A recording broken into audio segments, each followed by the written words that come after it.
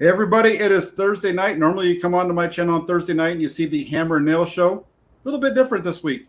Jesse's got some other things that he needs to take care of for the next few weeks. So trying out a little bit something different. Tonight is going to be the first time we host a 49er fans roundtable. And so joining me tonight, some of you guys might know these fellows from the comments section on a lot of my shows, and you might know one of them from his own YouTube channel. But we have SwanSong joining me tonight. CJ Ruthless from CJ Ruthless Sports.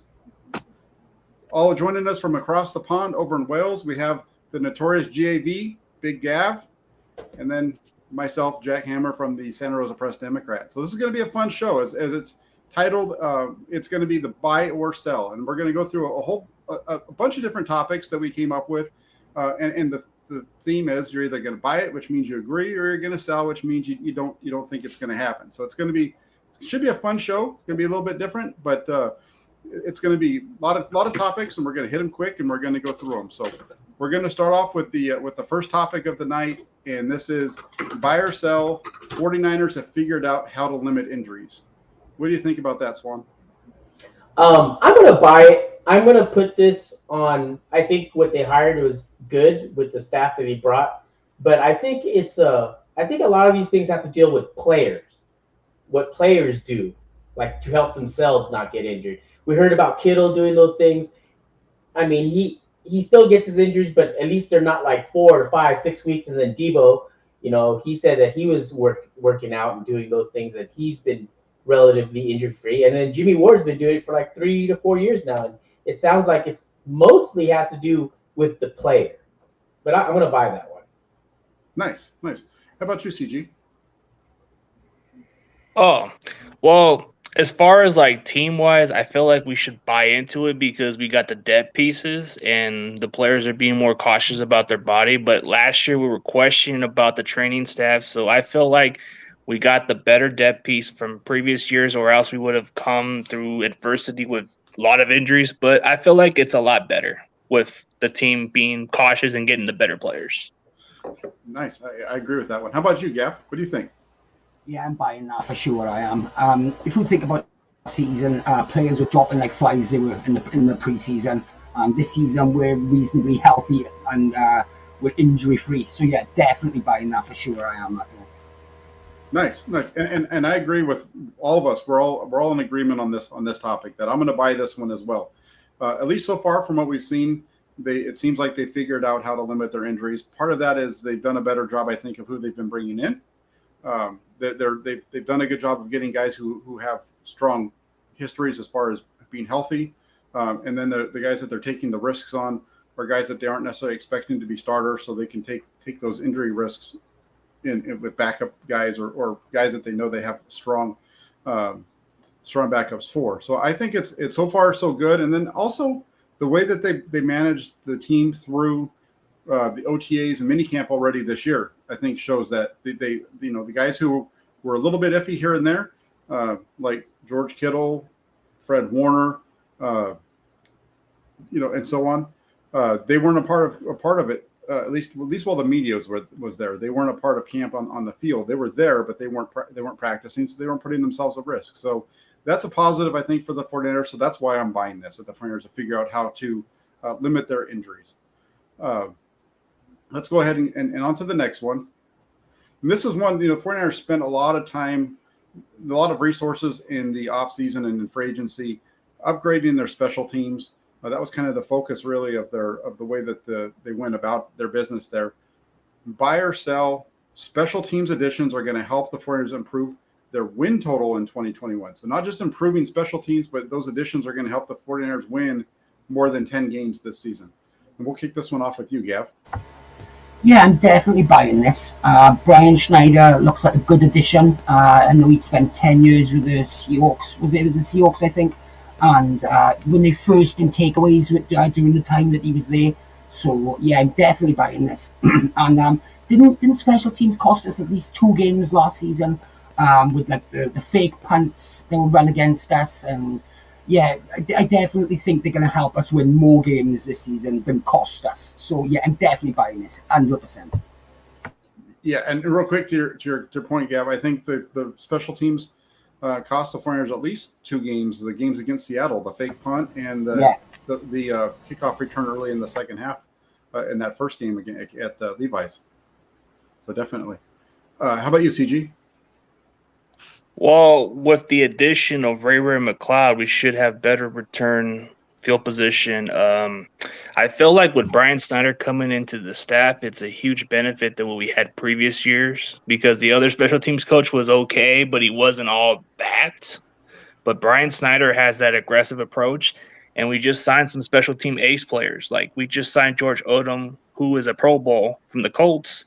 You get a guy that was a hybrid linebacker from the Packers, Oren Burke.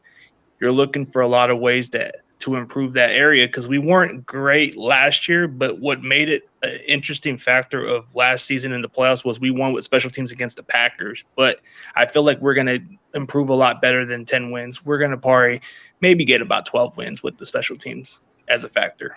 So I'll buy. Okay, perfect. How about you, Swan? I'm buying. What I really like is we've gotten a preview of this, of what CG Ruthless was saying about, like, when the team wants to sell out with special teams, which they did against the Packers, we won. We got that playoff game because they sold out on special teams, right? Meaning, like, they put Deebo back there. He was a big kickoff right out of halftime. Of course, we sent all the guys during the block kick, both block kicks. I like the additions that we have. I think it was the low hanging fruit for this team, right? Like you can, they always say 3 phases of the game, and we were definitely lacking in special teams. We didn't have any. I remember back in the day, like in the hardball teams, like you'd see Patrick Willis and Bowman out there in special teams, right? So now we wouldn't have to do that so much because they did get George Odom. He's an All-Pro.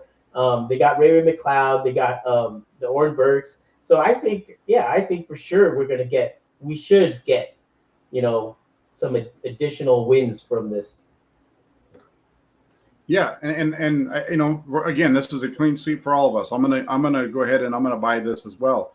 And for me, with the part of the reason, you guys have already hit on it. Oren Burks, Ray McLeod, George Odom, those additions there. But you also have the additions of the guys that are coming back from injury. So you have, don't forget about Tarvarius Moore as a guy that was a key special teams piece in 2019 that's coming back from injury that I think is going to help them out as well. And there's a few others. So this is a team that I think is very solid. You guys have all hit on it. I talked about the losses that they had, but also the way that they actually won the game for them up in Green Bay. And they did it with 3 different plays in that game, right? Everybody remembers the blocked punt for the touchdown, but there was also the blocked field goal and the big kickoff return. So that was a really good point. So I think so. I think that it's going to help them. I have the 49ers winning 13 games. That was my prediction. And I think part of that is the special teams, and the special teams going to help put them in better position offensively to score points. So they're not having to go 80 yards each time or 75. And I think their kickoff coverage is going to be better as well, making their opponents have to go farther. So we're all on the same page there. Before we jump over to the next topic, I just want to throw out a couple of comments from some of the folks. So we got Bryant Culp. He's a member of the Toolbox. He says, "What's up, CG, Gav, and SwanSong?" And then we have Kimberly jumping in. She says, "Hi, let's go 49ers fans." I think she might know CG. She's saying hi to CG. And then we've got our man here, E. Kim, jumping in. He says, "Hey, Jack. Hey, Kim, good to have you on board with us, watching us, and we'll have to get you on here the next time the show comes around." Definitely. So keep it locked in, because we'll try to get this done again next week with some folks. So we're off to a good start so far. We're all 4 for 4. So let's see how this plays out though as we go through. I think we're going to have some disagreements here pretty soon. The next one is, the 49ers had a lot of changes, especially on the offensive side of the ball this year in their coaching staff. And, they have a new quarterback coach, the offensive coordinator left, the new wide receiver coach, new tight ends coach. The only one that really stayed the same is Kyle Shanahan and offensive line coach Chris Verster. Everybody else, there was wholesale changes. Do you guys feel that the coaching changes will cause a slow start to the season for San Francisco? So this is buy or sell. And we'll start off this time around. This is you go first here, Swan. Okay, so I'm going to add something different. I'm not buying or selling this one. I'm holding, just like the stock market, because we haven't seen it, right? We don't know what's going to happen. I mean, it sounds really good. I like the addition of Anthony Lynn. I like Greasy, the guy that's done it before, because we've always said, hey, why is Kangarello? He's never been a quarterback. How can he show anything about being a quarterback? Well, Greasy's been around it all his life since he was a kid. His dad was a Hall of Fame quarterback. He had a 9-year career. Granted, it wasn't like, I think he had maybe, I don't know if he ever had a Pro Bowl, but he had a decent year in there somewhere. And, I like his vibe. About the other guys, some of those guys are just, they're promoting within. And I think we've shown a history of doing well with that. When it all comes down, Shanahan's the brains. The Shanahans are the brains of the operations. And I think they surround themselves with good people. I think I'm going to hold on this one, but I'm optimistically holding. Okay, all right. So you're optimistic, but you're not quite ready to jump on the buy bandwagon yet. Yeah. You're like one of those guys that wants to get into crypto, but he's not quite sure yet. Yeah, right. All right, CJ, how about you? I'm going to sell because I feel like it doesn't matter what our coaching staff is. I don't think a slow start will do anything for the Niners. I think we have the best coaching staff. We got Anthony Lynn, who's a good running game type of guy. He would replace exactly what McDaniels did. I feel like with this offense and this defense, we're going to be fine. Like, I feel like a slow start will only depend on Trey Lance's development. I feel like that depends on how he plays, but I feel like we're going to be fine. So I'm saying I'm selling. Okay. How about you, Gav? What's your feeling from Wales? I think I'm buying this, to be honest. Right, we've got a new O-line coach. Right, this is first year. I've been here before, but it's his first year back, and they say that the key to the O-line being effective is consistency. And we've got a lot of changes on the O-line, especially now with the new assistant coach coming in now as well. And we've got a new defensive quality control coach and a new offensive quality control coach as well. And they're both for their first years in the league as well. They are because they've just come out of college football. They have. So I'm not so sure. So I'm sort of buying this. I am. So I think we could be held back a little bit by it. I think personally myself. Okay. I think this is one that I've had a hard time. I have a hard time because I go back and forth on this one because I can see both, but I'm gonna land more on the sell side. That I think that the coaching changes are not going to cause a slow start to the season for San Francisco, especially though the changes on the offensive side are more the direction I'm thinking. And here's why. Part of it, I think, is the teams that they're playing against are going to help them to not struggle too much right off the bat. And if the head coach wasn't Kyle Shanahan, if the play caller wasn't Kyle Shanahan, I think I would be more on the side of the buy. The most important two positions haven't changed, and that's the play caller, the head coach right there, Kyle Shanahan, and then Chris Verster as the head main offensive line coach. Those two staying the same. I think everybody else kind of just blends into what those two are doing, and I think that makes it so that this is an offense that's going to be able to, from a coaching perspective, get off the ground running. I think if there's any kind of a slow start early in the season, it's going to be more to just because you have a change at quarterback with Trey Lance starting, and I think he might just have a little bit of a slow start. So we'll see what that looks like. But I'm gonna go ahead. I'm gonna go with a sell. Let's just move it along over to the next one so that we can get through all the topics as many as we can before we have this to start popping off. But we have the next one comes up, and we're switching over to the defense side of the ball now. So buy or sell, and this one, Kerry Hyder had a pretty good season a couple of years ago with the 49ers when he was there in 2020. I think he finished with 8.5 sacks was his total. That was a career high, a little bit better than 8 sacks he had a few seasons earlier with the Detroit Lions. We're going to start off with you on this one, Gavin. Do you buy or sell that Kerry Hyder, making his comeback to the 49ers, is going to have more than 5 sacks this season? Oh, I'm definitely buying this. I'm just sell. I'm buying it. Right, Kerry Hyder is a massive addition to the D-line this year, I think. Playing opposite Bosa is going to take up all the 2-on-1s. He's just going to free up a load of space for Kerry Hyder to get through. and he's just going to be an animal on this D-line. He's my breakout player of the year, I think. And the Seahawks didn't know what they had with him last year, and they didn't use him correctly. And I think Chris Kasurik as well knows what he's doing with that guy. I think. Do you mean so? I think he probably will. Yeah, he's definitely going to get over 5 sacks, 100%. Okay. CG? I'm definitely buying into the Kerry Hyder having more than 5 sacks because it's one individual person, Chris Kasurik. The guy knows how to bring the best out of Kerry Hyder. That's definitely convinced, so I'm going to say I'm buying it. What say you, Swan?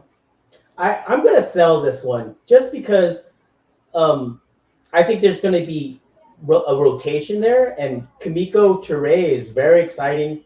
The rookie is going to get his time there as well. And then our line is just so deep that there's going to be a constant rotation. I'm not saying he can't do it. He's shown that he can do it, and he did it without Bosa that one year. But I'm just going to sell it just because I think it's going to be less opportunity.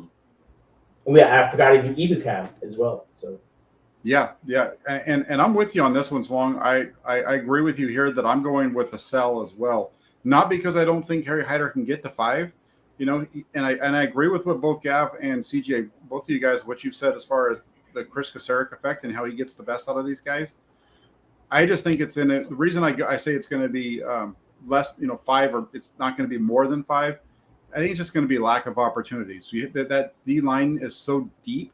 And part of the reason why Hyder had so many sacks in 2020 was there was no Nick Bosa over there. And I think with Bosa being out, that gave him more snaps. And then also Nick Bosa just kind of eats up some sacks from other players because he gets there so fast, right? So that's the reason why I'm selling. I think Hyder's still going to be a solid piece of a rotation. I just don't think he's going to get over 5. So real quick before we hop off over to the next one, we've got Aaron from 49ers First Takes. Thank you very much for the super chat. He says, "What's up, Jack? Hope all is well. Keep climbing to 5K. Thank you very much. I appreciate it. Congratulations on getting to 5K yourself." And then, we're working our way there. That's why we keep grinding, right? That's. I know you know what that's like. I know CG. I know you know what that's like. I see, what's going on with everybody, and it's definitely a lot of work, but it's fun. Can't complain about what we're doing when we're talking 49er football. So. So far, we've got been a little bit mixed on these last couple topics. Let's jump over really quick, and I want to get on to one of the big topics of this whole offseason has been Deebo Samuel, his contract situation, what's going to be happening there.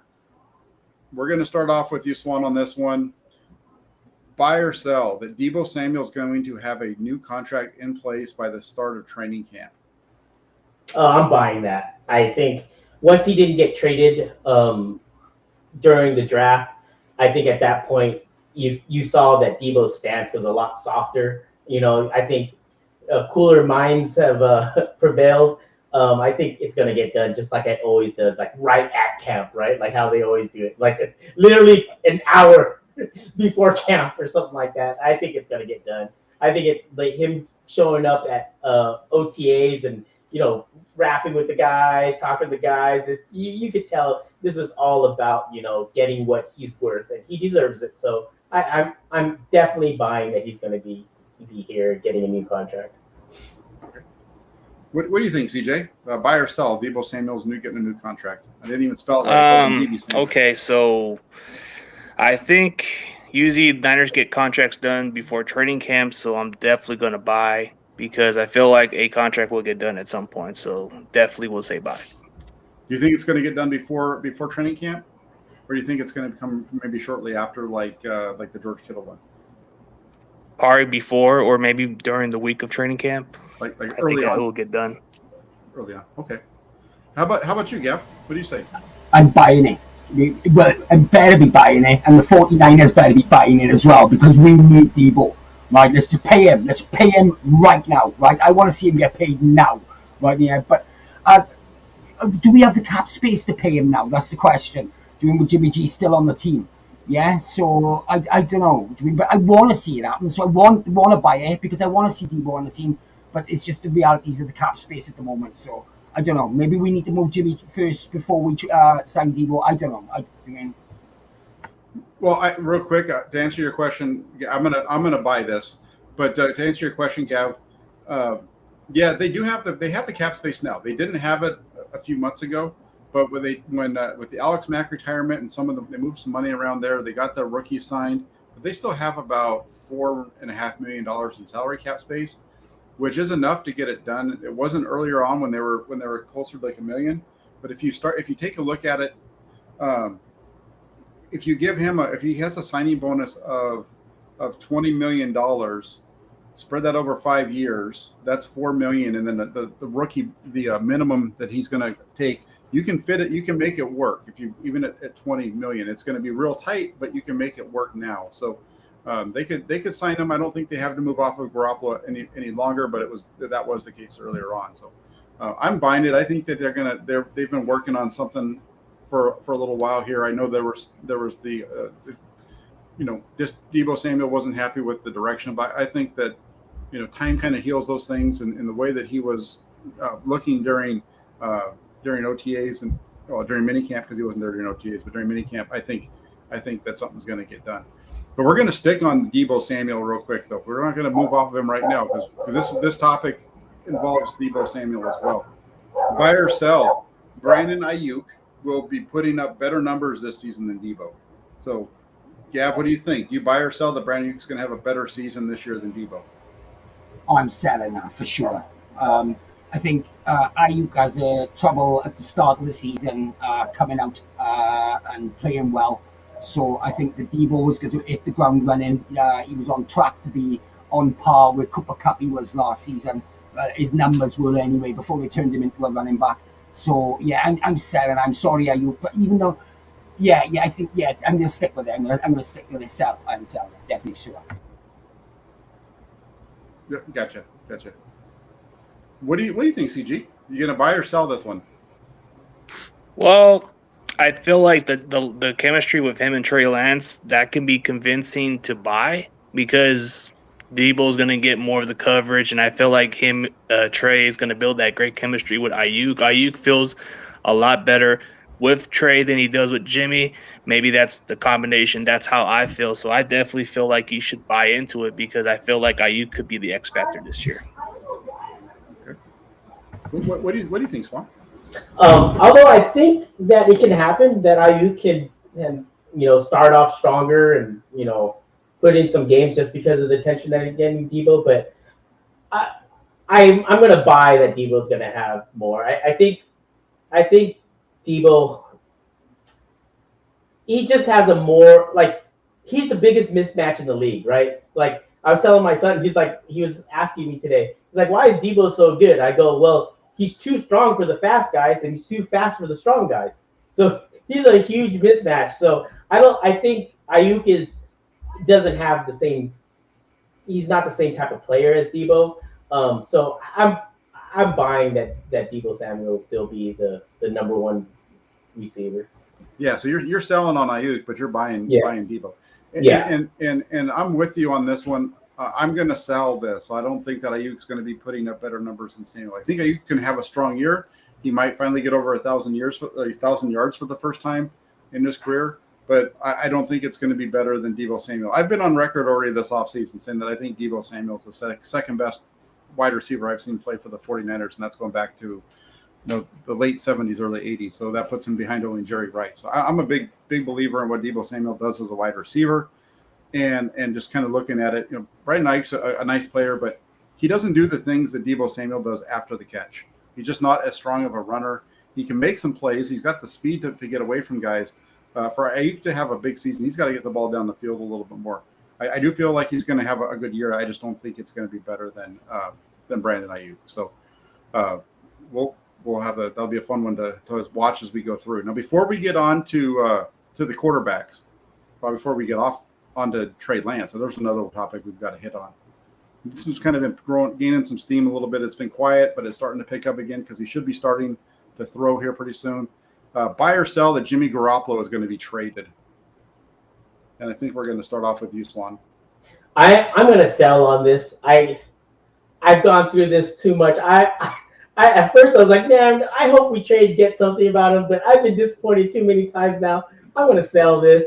I think what Kim says, Jimmy Garoppolo is worth a set of steak knives at this point. So I think teams are not willing. I think teams are just going to wait and see. They can wait longer than the 49ers do.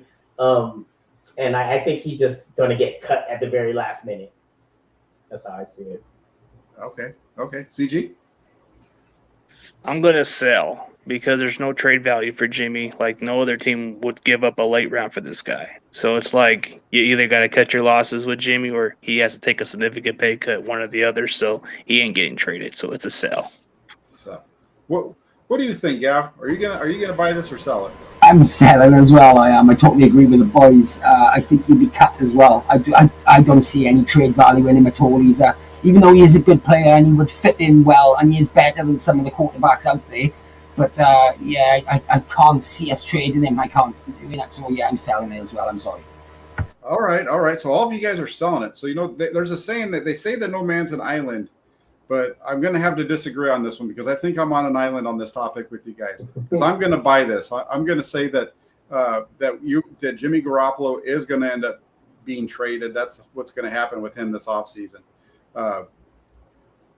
And the reason there, I think he's going to end up going to the Carolina Panthers. I've said this all along. I just feel like Carolina needs him. I understand that the rumors have been around Carolina looking into Baker Mayfield, but I think the part of those rumors, if you remember, was how much money Carolina wants Cleveland to take from the contract and so on. I think part of that is because they know that Jimmy Garoppolo is going to be higher, and they're trying to see how much they can get for something. If they can get somebody else cheaper. I don't think Cleveland's going to go that low. I think he's going to end up in Cleveland as a Panther. Remember now, Jimmy Garoppolo got traded on October 30th. In 5 weeks, he was the starting quarterback for the 49ers in 2017. Understood Kyle Shanahan's playbook enough to go 5-0. And that's with only 5 weeks. If he gets traded as late as the first week of training camp, he's going to have 5 or 6 weeks to understand that playbook. And I think that's enough time for him to get his feet underneath him and be able to win games. And that's what Carolina needs. They need a quarterback that can win some games for him, because if not, I think that head coach is going to be gone after the season. So Jack, I hope you're right. I want to be wrong on this one. Well, hold on. Who wants to go first? Gav or Swan? Go ahead, Gav. Go ahead, Gav. I was just going to ask, do you think he could go to the Browns with all that Deshaun Watson drama going on? Could he be going there? Maybe. Could they, as an outside chance? I think there's a chance. I think there's a chance that he goes to Cleveland. They have this. I think they have the cap space to absorb his contract as it is now. I think the reason, the part of the deal with going to Carolina is they would be. I think the Niners are either going to have to absorb some of that contract, or there's going to be a new deal in place for him out there. But I could see something going on with Cleveland. I just think that it's Carolina first, and then Cleveland second. Yeah, and I think all those teams definitely have a chance. I think if Jimmy's agent and Jimmy, I'm sure, have gone to, I think they realize that Jimmy's probably not going to make $25 million. So that way he can negotiate. They could be negotiating right now, right? As far as what his terms would be, even if he's traded. So I think either situation is going to happen. I hope he gets traded. I don't think it's going to happen though, but I hope I'm wrong here. Okay, all right. Well, we'll see. We're going to find out here pretty soon, because the time's coming for Garoppolo to start throwing again. It's the end of July, end of June, beginning of July. We're getting to that time frame. I think once he starts throwing, that's when that trade market, we're going to start. We might see some things change when it comes to Jimmy Garoppolo. And Andrew is a guy who has been if you followed my shows very much in the comment section, Andrew is a guy who is very pro Jimmy Garoppolo, and he was asked a question about it, and he says, "I love Trey Lance. I just don't like how the fan base turns on players so fast. He was a terrific quarterback for the 49ers." I agree with him from the standpoint that Jimmy Garoppolo did enough for the 49ers to win quite a bit. Was he a top 15 quarterback, a top 10 quarterback? I don't really care. I don't even care if you want to say he was, barely in the top 25. Whatever he brought to the table was good enough to help the team win games. And there's just something to be said about that. We know that he struggles throwing the deep balls. We know that he misses throws underneath, and we know that he choked in the big games, the Super Bowl, the NFC Championship game, by missing some receivers. But at the same time, the guy won a ton of games. I think you can appreciate that, while also feeling that moving on to Trey Lance is a positive. The players love him.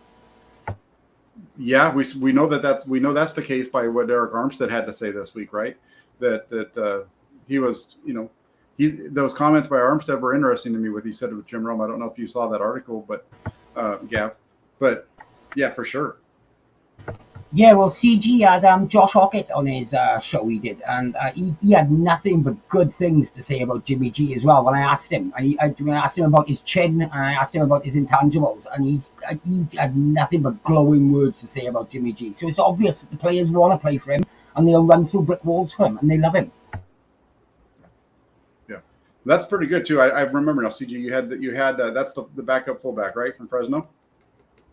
Yeah, he gave me honest opinions about it, but then, like when you look at the trade value for Jimmy, I don't see him getting traded. I see Mayfield going before him. So maybe I'm wrong, but I just don't see no trade value for Jimmy. It's better off cutting him, where he takes a big fat pay cut. Yeah. And then Bolivar throws out the Walter Sharp video that was on Twitter today of Jimmy's top 10 deep passes last season. It wasn't pretty. Yeah, that's like I said. We know that that Garoppolo doesn't have he's not good deep. We know that. That's for sure. And sometimes it's not even the balls that he misses on bad throws. Sometimes it's just him not throwing the ball. Period. Just hold on to it. We saw that in the NFC Championship game. Moving off of Garoppolo, though. What do you guys feel on this one? And I'm not sure who's starting us off. I lost track because we got off on that last one. But Trey Lance. Buy or sell that Trey Lance is ready to start? I was going to start. Like, yeah, I think, he's ready to start. I think, yeah, definitely. As long as he learns how to protect himself better than he did last year, and Kyle Shanahan doesn't make him play quarterback power plays up the middle and just kill him every time, I think he'd be all right. He doesn't have to do that much. We've got a great run game in Elijah Mitchell that he can rely on. So yeah, I think I'm buying it. I'm buying it. He's ready to start. He's ready to go. He's ready to rock and roll. Let's go, Trey. Okay. CG? I'm definitely going to buy, because there's not much film on Trey Lance, and Kyle Shanahan's going to make sure this kid's going to succeed, and there's a lot of good receiver weapons. The running game's going to help him. I feel like we're going to do a lot better, so I'm buying. So it's nice. What do you think, Swan? Are you buying? I'm going to buy this one. And I just, one of the things I was going to bring up is that I hope that we don't get, since we think that Trey Lance is going to be a better passer, right? An all-around passer than Jimmy, right? So it's easy to get intoxicated by that if you're Kyle. Just like, I'm going to use UFC as an analogy. Like, UFC guys, they start off as wrestlers. Some of them start off as wrestlers, and then they start learning how to strike, right? And then some of them are like impressed on their striking ability, and they start striking more, right? But that gets them in trouble because they really come from a fundamental of being a grappler, right? So then they'll get punch happy, right? And then they'll get knocked out, and they're like, "Oh, what happened?" Right? Well, you didn't stick to your game, which was grappling, right? So I hope that doesn't happen with the 49ers. I hope they stick with the run game. Do that, play it just like how you play Jimmy, but this time, of course, Trey's going to give you more. He's going to spread the field a little bit more. Just don't get drunk on that. Just that. I think that's going to be very vital for Shanahan to keep balance in this first year of Trey.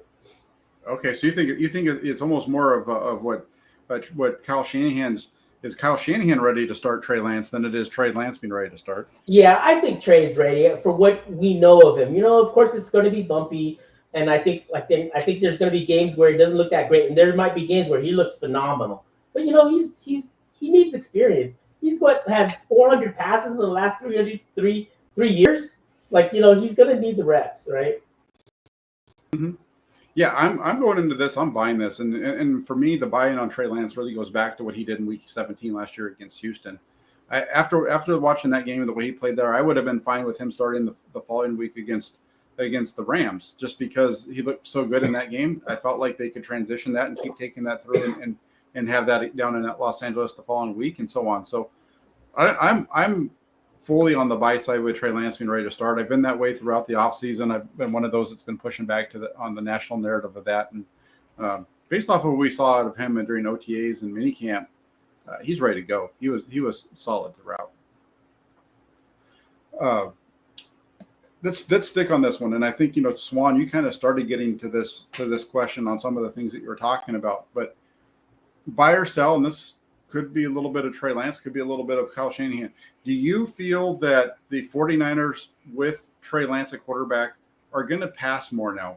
Maybe, become a little bit more of a pass-happy team, not so much run-heavy, because they've been closer to 50-50, in that 51-49, or whatever, 55-45 range over the last few years. So what do you think? We'll start with you. Yeah, this is a tough one, because I think what we're going to see is we're going to see some games where we haven't seen before, where it's like, wow, they passed 60-70%, right? Where normally it's 50-50.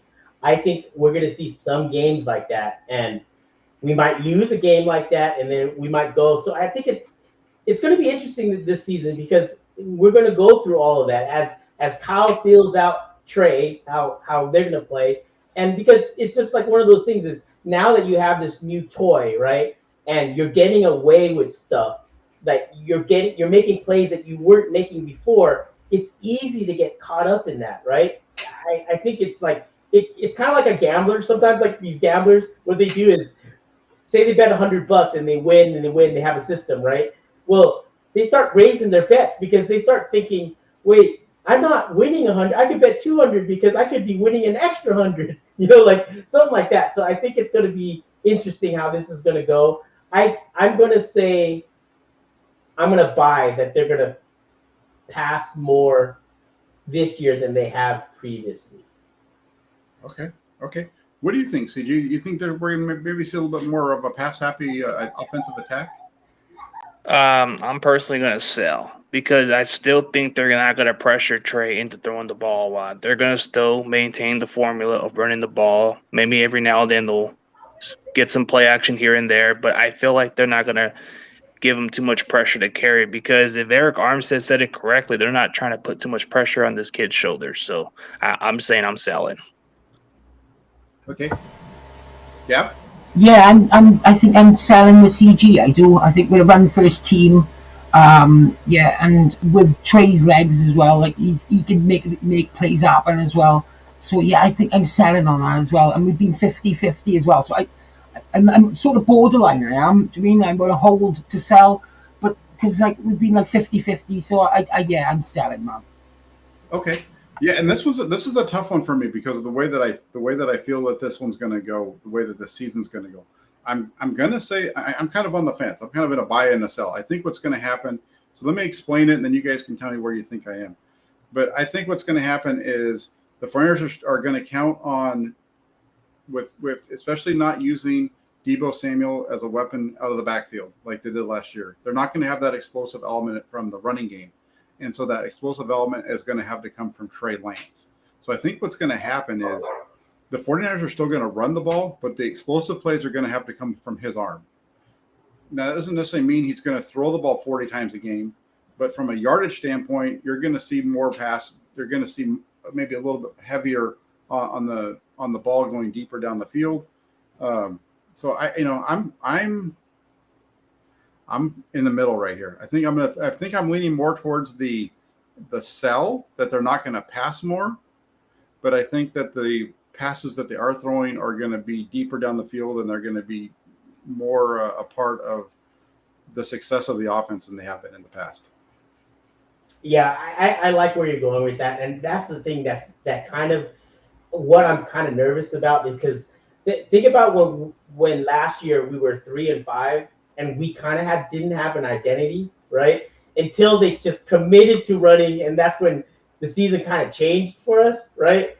Once Deebo started getting the ball more and things like that, it's going to be weird this year. I mean, I'm hopeful that everything stays the same, but at the same time, we're adding a big variable, right? And it's quarterback, right? And this quarterback is way different than Jimmy, right? So it's it's going to be interesting. It's one of the fun things to watch this season. How the ebb and flows of this is going to be. I think there's going to be some games where we run more. I think there's going to be some games where we pass more, and I kind of like it. I kind of like that. There's going to be some difference, but it's in order for them to find that balance. It's going to be neat. It's going to be it's going to be a more dynamic game to watch, I think. Yeah. Yeah, and Jack, I agree with you. I do, bro. I'm like split down the middle, doing to sell. It's just keep it simple, stupid. Yeah, let's not put too much pressure and let's not make him do too much. Yeah, let's just keep it simple and that it's easier for him to do it. So, yeah, like I said, just keep it simple, stupid. Yeah. I just think that it's just going to be similar to what we have, but it's going to be a lot better because Trey at quarterback. So I think we're going to pass the ball later in the season, and maybe we're going to surprise teams, but I think we're going to stick with our formula first. So that's why I'm selling. Okay. And I really like this comment from Bolivar where he says, pass early, run to score, run and pound in the second half, Price showing up in the second half.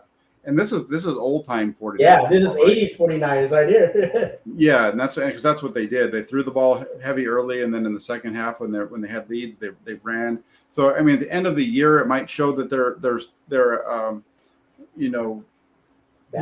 balanced, but the balance is more of a just depending. It's game dependent, game situation dependent. Is the way that it works. I think they're going to be a little heavier on the pass early on in games, but in the second half, that's when they're going to want to ground and pound. So we'll see. That's going to be a fun one to watch as we go through. Before we have two more, I know we got to run on time here, but this is an interesting one because this is a topic that a lot of people have been hitting on. I'm going to ask: do you buy or sell that the Flyers' offensive line is going to be at least as good as they were in 2021? Now, they've got to change at left guard. Center's going to be different. Right tackle, McGlinchey is expected to be back. What do you guys think? Is the offensive line going to take a big step back, or are they going to be just as good as they were a year ago? It's me now, whatever. Yeah, so I'm selling that. I'm not. Well, yeah, it's going to be less effective. We're going to have Aaron Banks left tackle. We're going to be missing Lake and Tomlinson, a new center. We don't even know if Mike McGlinchey's going to come back to full fitness straight away as well.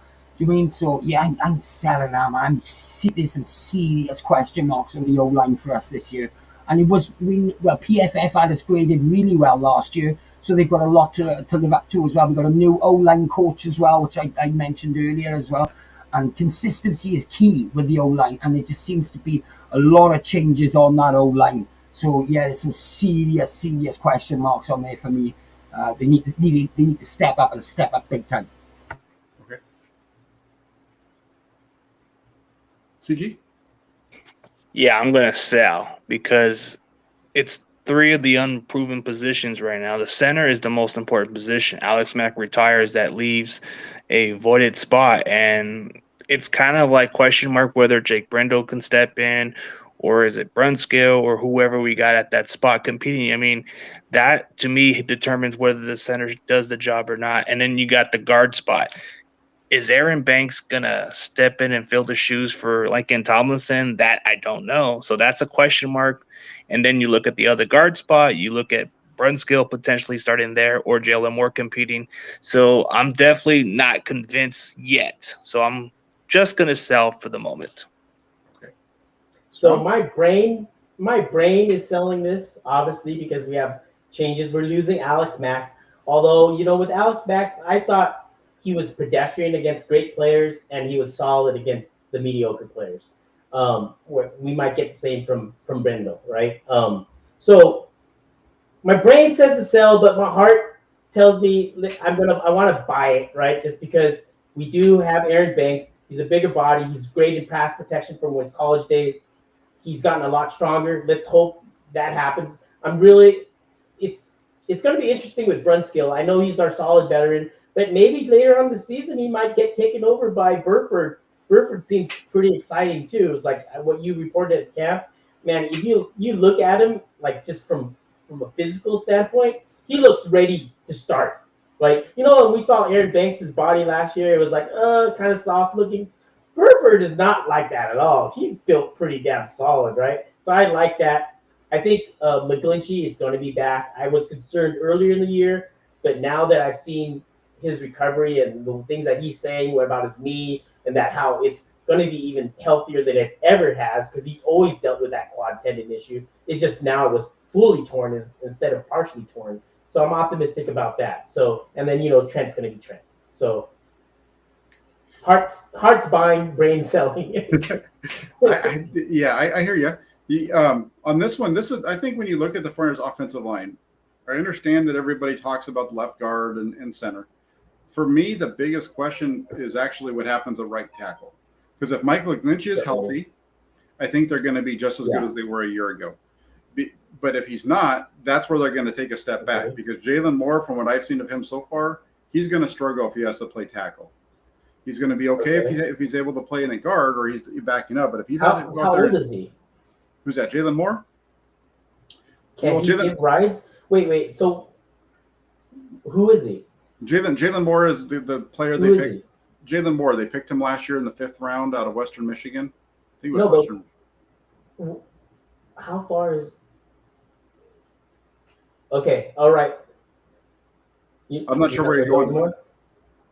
Okay. So you want me to pick you up?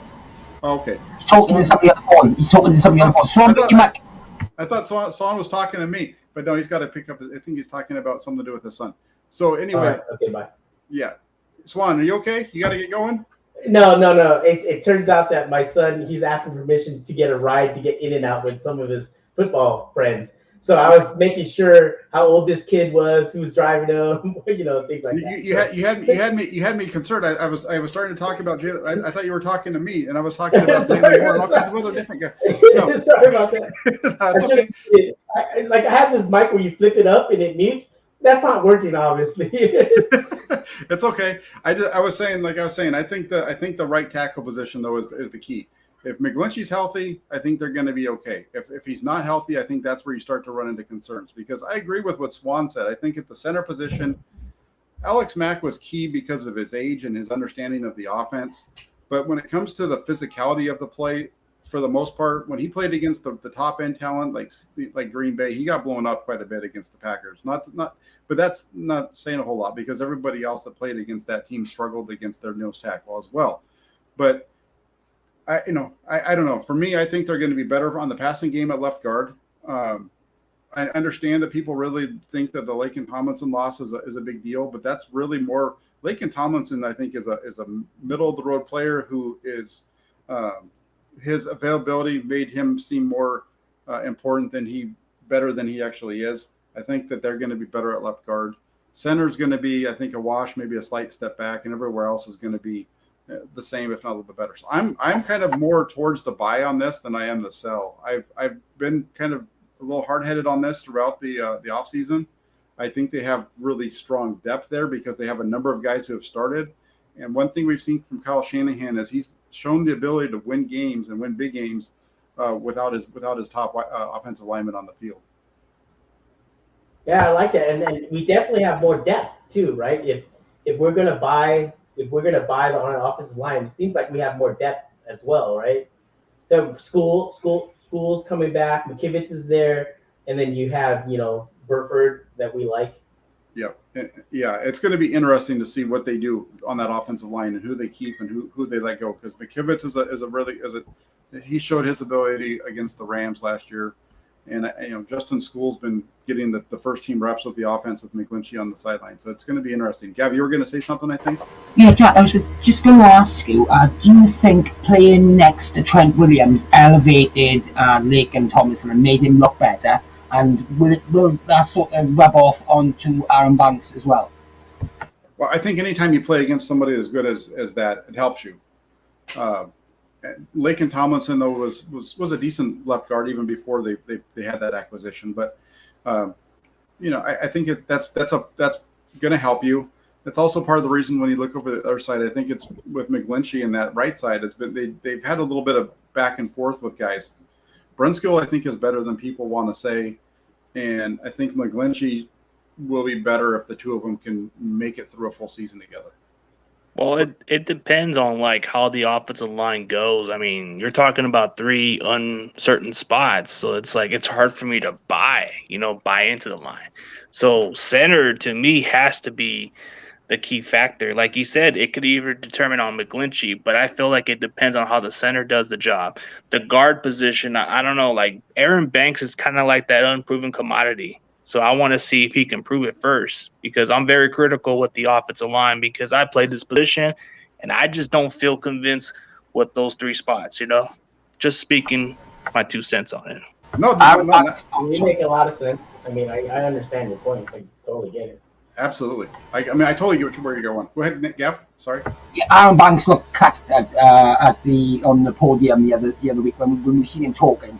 He looked like he like instead of being like big and chubby, he looked like he was all muscle. I mean, he'd obviously been working out hard and he'd been working training well.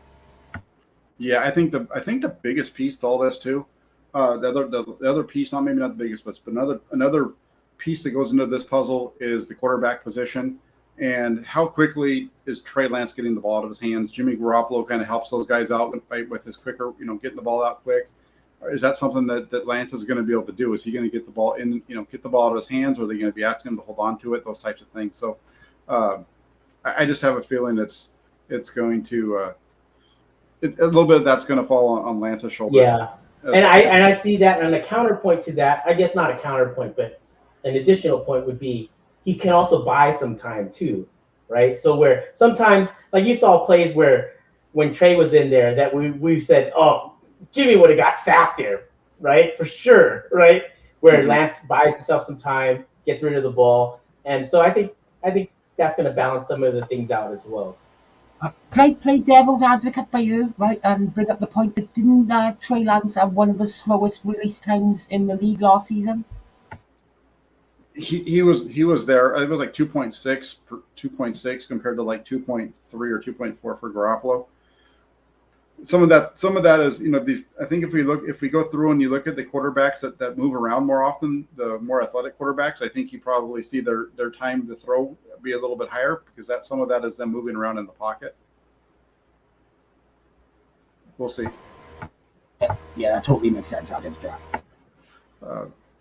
So that's gonna be a big one. I think the offensive line is gonna be okay. I just think but let's see. I like the depth that they have there. That's partly what gives me reason to be optimistic. And like Kyle Shanahan said, Chris Verster is a guy that's been around the league for a long time.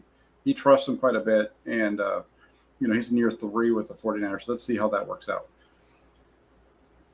Definitely something to keep an eye on though as we go forward. And then last but not least, I think this might be the most important question of the night. We haven't gotten there yet, but it needs to be talked about because it's extremely important for the Flyers' success in 2022. But buy or sell, is Kyle Juszczyk going to be named a captain for 2022? I think Gav. I don't know where we are in the rotation, but you have to start this one off. Yeah, I'm buying this 100%. Just feed me some more juice. Just give me all that juice. Yeah, I think on the field he's just a natural leader. I think people look up to him. He's inspirational. I think we've talked about it last season, didn't we, about Juice being a captain, Jack, and how I thought that he should have been a captain over Mostert, right, because of Mostert's availability. I did bring that up, didn't I? At one point, I just want to say that. But yeah, and I think he should have been the captain last year. So yeah, just get it right this year now. And he's a leader on and off the pitch. People just look up to him, and he's the voice on the field as well. He's the one gearing up all the players, and when they're coming off the field as well, when he's on the sideline, he's the one gearing them up as well, and he's the one that's filling people with advice as well. And to talk about Josh Hawkett as well, Josh Hawkett agreed with it. I asked him myself. I said, should Kyle Juszczyk be a captain on 49ers? And he said, why not as well. So yeah, I'm definitely buying this 100%. But and if not, if they don't make him a captain, I really, really do not fancy posting another 350 pictures of Juszczyk every day. I really do not fancy that. I don't. Right. So please, 49ers, if you're listening to this, make him a captain and save me right now. Thank you very much. There you go. CG, what do you think? I'm buying the Juice. The Juice deserves his role as the captain. I mean, he's been consistent. He's been the guy that steps in, does a good job. I mean, there's nothing else. I mean, what else can he do? He should be captain, no questions. So I'm buying. There you go. What do you think, Swan? Yeah, I'm buying this one. I mean, how many captains did we lose already, right? We've lost a couple of them, right? Like, was Jimmy a captain?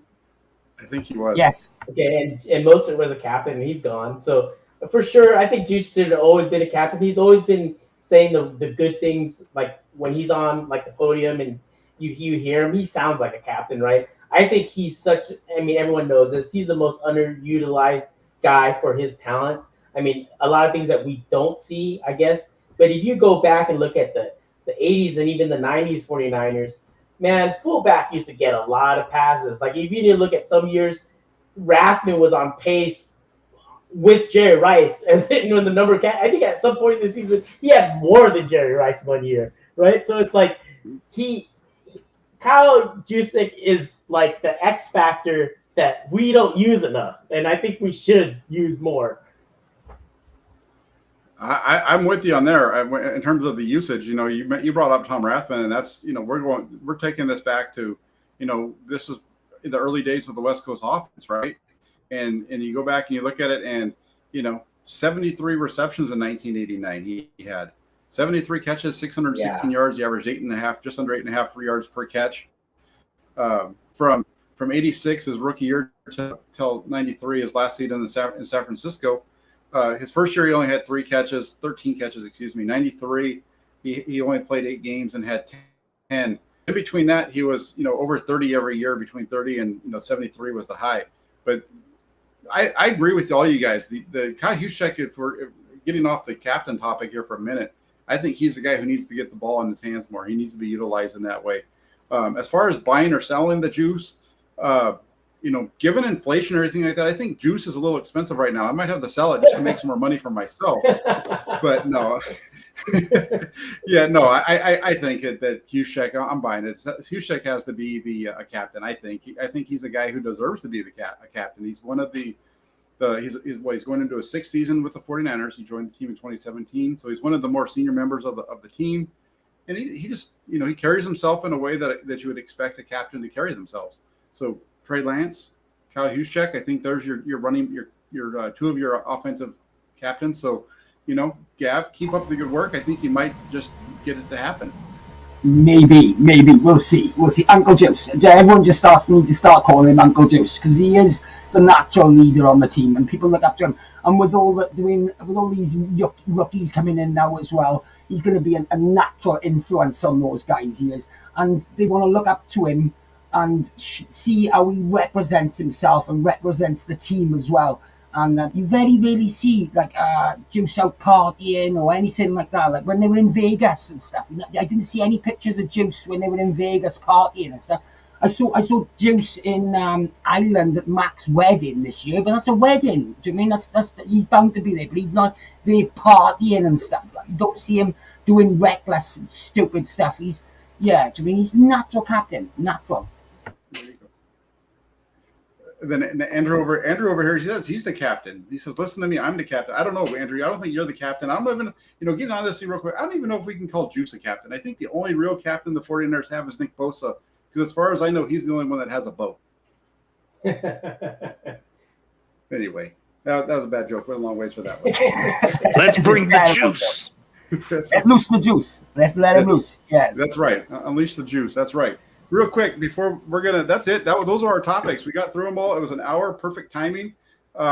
Swan, Gav, CG, thank you so much for joining me.